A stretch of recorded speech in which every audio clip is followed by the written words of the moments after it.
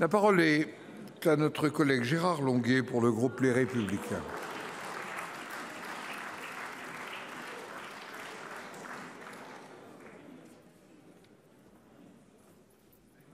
Ça va depuis ce matin ?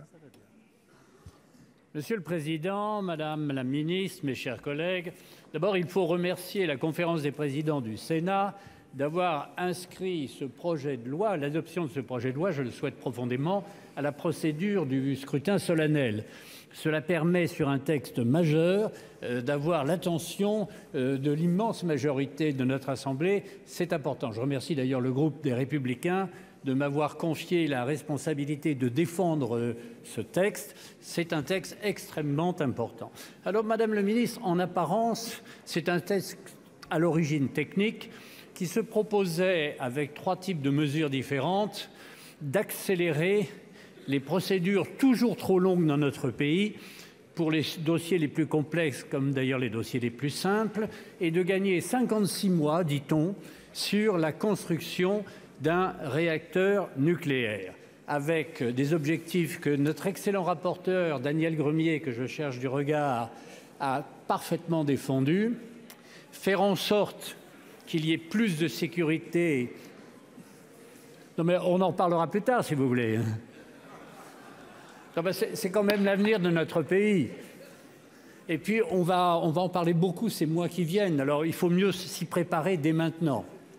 Donc sécurité, cybersécurité et risques climatiques ont fait l'objet de soutien de vos mesures et enrichissement. Parfait.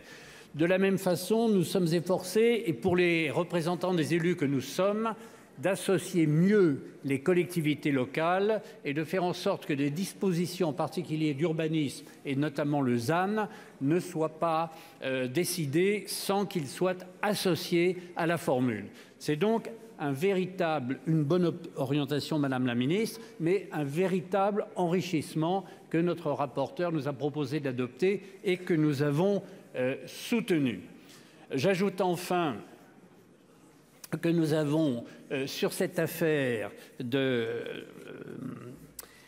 sécurité, joué l'allongement des procédures. Mon excellent collègue Ruquier vient de l'afficher, en passant de 15 à 25 ans. Nous avons un ensemble d'amendements qui renforcent la sécurité et qui apporte une sécurité juridique indispensable. C'est le 3e point que je vous ai évoqué dans ces sécurités. Une sécurité juridique indispensable, tant il est vrai qu'aujourd'hui, ce sont souvent des procédures administratives contradictoires qui paralysent notre projet. Le projet gouvernemental, enrichi par la Commission et adopté par notre Assemblée, en effet, va à la fois consolider les projets, associer les élus et les populations et, en définitive, répondre à l'adaptation de ces réacteurs anciens. Et nous allons maintenant attaquer le point qui pourrait non pas nous opposer, mais nous distinguer.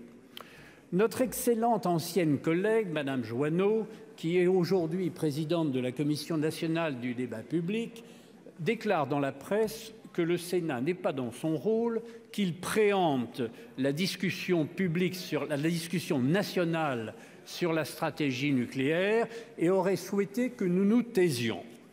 Je pense que Madame Jouanno est en dehors des réalités. Pourquoi ? Parce que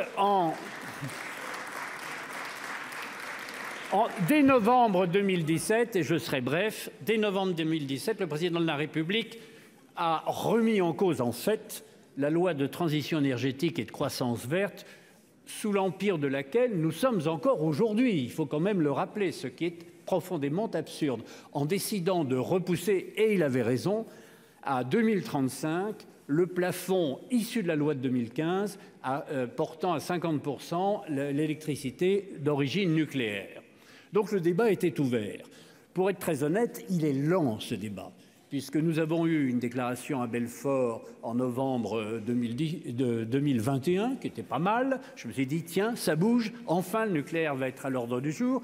Et le 10 février 2022, le président de la République nous présente un programme complet avec avec son art oratoire tout particulier, qui est de parler interminablement sur des sujets qu'il est censé connaître absolument parfaitement. Or, cela n'est pas vrai.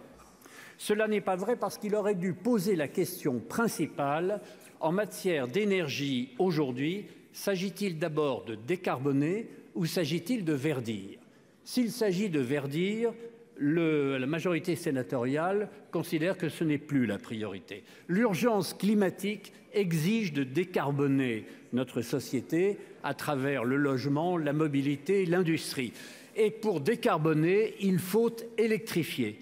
Et à ce moment-là, la proposition du président de la République qui est diminuée de 40% la production énergétique est simplement irréaliste, même si, en revanche, son idée d'augmenter de 60% la production électrique est pertinente, sauf qu'il ne s'en donne pas les moyens.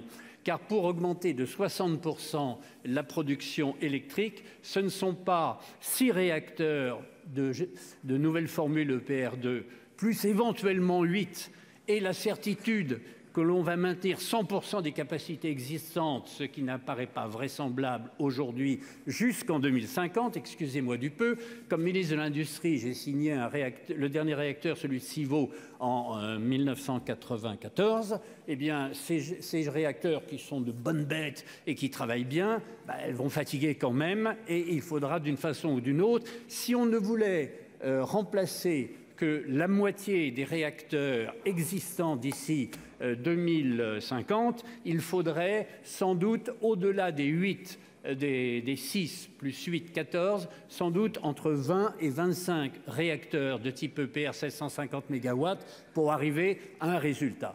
Et donc, le Sénat a eu raison d'ouvrir ce débat, et je remercie notre collègue Daniel Gremillet et Madame Sophie Primas d'avoir lancé cette ouverture. Nous attendons avec impatience la proposition de loi, puisque nous allons quitter le domaine du réglementaire pour avoir une sorte de PPE législative. Nous attendons avec impatience cette loi parce que nous voudrions savoir quelle est la stratégie.